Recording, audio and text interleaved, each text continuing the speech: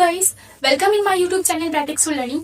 My name is Anshika Singh and आज की video मैं आपके लिए इसलिए लेकर आई हूँ ताकि आपको इंग्लिश को और इंग्लिश ग्रामर को समझने में बहुत सारी प्रॉब्लम्स आती हैं। बेसिकली सबको आती हैं और जब तक आप किसी चीज को पढ़ते नहीं है, जानते नहीं है, तब तक वो चीजें आपके लिए बहुत हार्ड रहती हैं।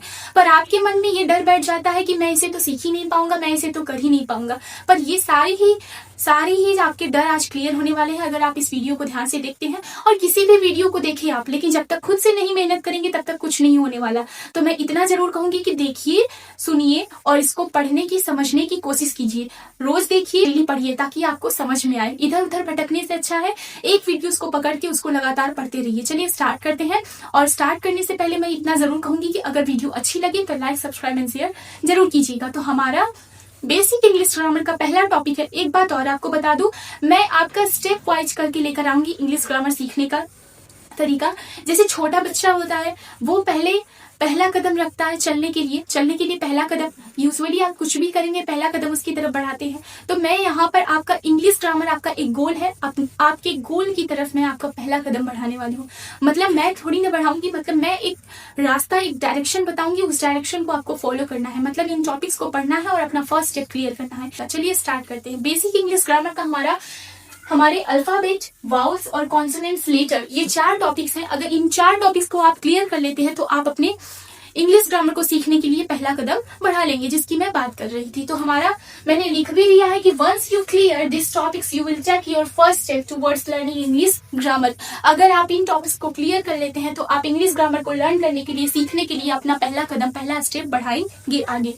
तो हमारा पहला टॉपिक है अल्फाबेट। तो अल्फाबेट के बारे में हम क्या बोलेंगे? The English alphabet is foundational system used for reading, writing the English language. यानी इंग्लिश लैंग्वेज को लिखने और पढ़ने के लिए एक बेस बनाया गया, एक नींव बनाई गई, उसको हम बोलते हैं अल्फाबेट। जैसे घर बनाने से पहले उसकी नींव बनाई जाती है, वैसे ही समझ लीजिए इंग्लिश ग्रामर हमारा एक मकान है, एक हाउस है, उसको बनाने के लिए हमारी एक नींव बनाई गई। उस नींव को बनाया गया हमारा क्या? अल्फाबेट। तो अल्फाबेट हमारी एक नींव है, एक फाउंडेशनल सिस्टम है जो इंग्लिश लैंग्वेज को लिखने और पढ़ने के लिए बनाई गई है। तो इंग्लिश अल्फाबेट में पहले बताएंगे कि इसके स्ट्रक्चर में क्या आएंगे आपके।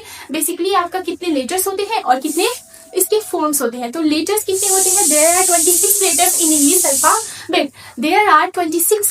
English alphabet. तो हमारा फॉर्म्स कितने होते हैं? Each letter has two forms, यानी प्रत्येक लेटर्स के पास अपना 2 फॉर्म होता है, अपर केस और लोअर केस। अपर केस को बोलते हैं हम capital letters and lower case को बोलते हैं हम स्मॉल लेटर। अपर केस को हम बोलते हैं capital letters and lower case को बोलते हैं हम स्मॉल लेटर। अपर केस हमारा देखिए, जिसको आप बचपन में बोलते थे ABCD, बड़ी वाली ABCD, वही है हमारा अपर केस कैपिटल लेटर। और जो छोटी वाली ABCD होती है उसको हम बोलते हैं लोअर केस, हमारा स्मॉल लेटर्स। तो हमारे जो अपर केस में ABCD होती है, यानी A से लेकर के Z तक जो होते हैं, वो किस लिए यूज किए जाते हैं? तो हमारा अपर केस और लोअर केस बनाया किस लिए गया है, ये भी दिमाग में आपके सवाल आता है। तो हम इस सारे ही क्वेश्चंस का आंसर देने वाले हैं जब बस आप अच्छे से पढ़ते रहिए। तो हमारा अपर केस किस लिए बनाया गया? Used at the start of sentences proper nouns, यानी सेंटेंसेस को स्टार्ट करने से पहले हम कैपिटल लेटर्स का यूज करते हैं। और एक बात कि प्रॉपर नाउन, यानी प्रॉपर नाउन के बारे में आगे बताया जाएगा आपको। बेसिकली समझ लीजिए कि किसी भी पर्सन का, किसी भी प्लेस का या किसी भी चीज का नाम होता है तो उस नाम का पहला लेटर आपका जो लिखते हैं वो कैपिटल होता है। ठीक है, तो एग्जाम्पल देख के आपको बाद में समझाया जाएगा। और नाउन्स के चैप्टर में आप सब कुछ अच्छे से पढ़ेंगे। अभी तो आप अपना पहला स्टेप ले रहे हैं, पहले ही स्टेप लेते ही आप भागने थोड़ी न लगते हैं, धीरे धीरे चलना स्टार्ट करते हैं। तो हम भी ऐसा ही करने वाले हैं। तो हमारे ये अपर केस, लोअर केस आपको आ गए होंगे। नेक्स्ट हमारा टॉपिक है वाउल। तो वाउल के बारे में हम बात करेंगे। सो बेसिकली हम अपना सेकेंड टॉपिक पढ़ने वाले हैं विच इज वाउल्स और कॉन्सोनेंट्स के बारे में हम पढ़ेंगे। लेकिन ये आते किसमें है ये तो जान लेते हैं। ये हमारे आते हैं क्लासिफिकेशन ऑफ लेटर्स। यानी हमने पढ़ा अल्फाबेट के बारे में। अल्फाबेट क्यों बनाया गया था? इंग्लिश लैंग्वेज को रीड और राइट करने के लिए। मतलब इंग्लिश ग्रामर का एक बेस किस पे रखा गया? अल्फाबेट पर। जैसे मैंने बोला ना, आपके घरों की, आपके मकानों का नींव रखा जाता है, तो वैसे ही हमने इंग्लिश ग्रामर की नींव रखी। कैसे? अल्फाबेट से। तो हम बात करते हैं, अब अल्फाबेट में हम पढ़ रहे हैं लेटर्स के बारे में। तो लेटर्स भी तो हमको पता होने चाहिए कि लेटर्स क्या होते हैं हमारे। तो उन्हीं को हम क्लासिफिकेशन ऑफ लेटर्स पढ़ने वाले हैं। तो लेटर्स की क्लासिफिकेशन में हम पढ़ेंगे सबसे पहले कि there are 26 letters are divided into 2 main categories based on sound production, यानी हमारे माउथ से, हमारे गले से जो आवाजें निकलती हैं उनके बेसिस पे, उनके आधार पर हमने क्या किया, लेटर्स को 2 कैटेगरीज में डिवाइड कर दिया। First of vowels, second consonants. First क्या है वाउल्स, सेकेंड क्या है कॉन्सोनेंट्स। तो हम उनके बारे में पढ़ते हैं। वाउल्स क्या होते हैं हमारे, इनमें हम 5 लेटर्स के बारे में पढ़ते हैं। कैटेगरीज में डिवाइड किया गया मतलब अलग अलग किया गया, मतलब हमने वाउल्स में 5 लेटर दे दिए कि भाई तुम 5 लेटर रख लो, और कॉन्सोनेंट्स में 21 लेटर्स दे दिए कि भाई तुम 21 लेटर्स रख लो। तो वाउल्स में हमारे 5 लेटर्स है A-E-I-O-U, A-E-I-O-U, एंड कॉन्सोनेंट्स में, लेकिन हम उससे पहले इसके बारे में पूरा अच्छे से एक्सप्लेनेशन समझ लेते हैं। तो हमारे वाउल्स में आते हैं 5 लेटर्स A-E-I-O-U। तो made by allowing breath to flow out of the mouth without any blockage, यानी ये जो वाउल्स होते हैं ये हमारे साउंड्स को बिना ब्लॉकेज के गले से बाहर आने देते हैं। मतलब कि गले से जब बाहर आवाजें निकलती हैं तो कहीं भी रुकावट पैदा नहीं करते हैं, मतलब ये हमारे वाउल्स होते हैं। जब हमारे गले से और मुंह से आवाज निकलने में बिल्कुल भी ब्लॉकेज नहीं होता है, बिल्कुल भी रुकावट पैदा नहीं होती है, तो वो हमारे होते हैं वाउल्स। तो अब हम पढ़ते हैं कि स्पेशल केस इसमें एक है special case Y the letter Y often at the vowel, यानी जो वाई है वो हमारा वाउल्स की तरह एक्ट करता है। क्योंकि देखिए पढ़ेंगे आप अगर एग्जांपल्स के तौर पे ट्राई, फ्लाई, तो इसमें जो ई आ रहा है वो हमारा वाउल साउंड है। कैसा साउंड है, वाउल साउंड है। नेक्स्ट है हमारा कॉन्सोनेंट्स। क्या है कॉन्सोनेंट्स, देयर आर 21 लेटर्स, तो वो होते हैं हमारे कॉन्सोनेंट्स में। तो हमारे एग्जांपल्स क्या क्या है इसके, कितने लेटर्स होते हैं इसमें 21 लेटर्स।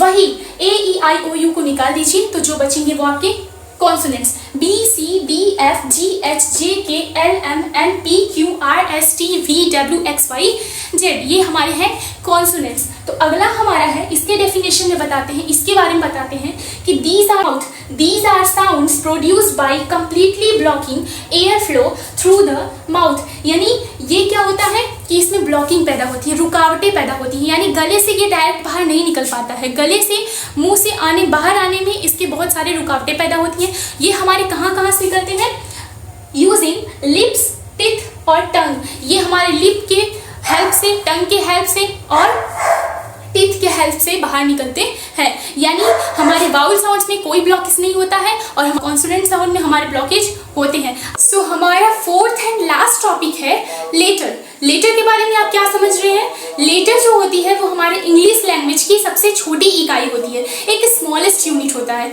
जैसे हमने अल्फाबेट के बारे में बताया था ना, तो अल्फाबेट में क्या थे, लेटर्स ही थे, तो हम वही लेटर्स के बारे में पढ़ रहे हैं। अगर लेटर को अलग से डिफाइन कर रहे हैं तो लेटर के बारे में हम क्या समझेंगे कि a letter is a single fundamental character और symbol of an alphabet। Alphabet का एक कैरेक्टर और सिंबल होता है, फंडामेंटल कैरेक्टर या सिंबल होता है, इसको क्या बोलते हैं, लेटर। लेटर को एक तरह से और डिफाइन कर सकते हैं कि a smallest unit of any language or called a letter, smallest unit of any language or called a letter, मतलब लैंग्वेज की सबसे छोटी यूनिट जो होती है वो क्या कहलाती है, आपकी लेटर। आई थिंक आपको लेटर के बारे में भी क्लियर हो गया होगा। सो आज आपका फर्स्ट स्टेप कंप्लीट होता है। आपको याद होगा मैंने जो बताया था कि आप फर्स्ट स्टेप लेंगे, स्टेप बाय स्टेप लेते रहेंगे और आपका ये जो इंग्लिश ग्रामर सीखने की जर्नी है हमारी वो कंप्लीट होती रहेगी और आपको पता भी नहीं चलेगा। सो हमारा फर्स्ट स्टेप कंप्लीट हुआ। अब आप इसको अच्छे से रीड करिएगा, राइट करिएगा और आई थिंक आपको समझ में आ जाएगा। सो थैंक्स फॉर वॉचिंग, मिलते हैं नेक्स्ट वीडियो में।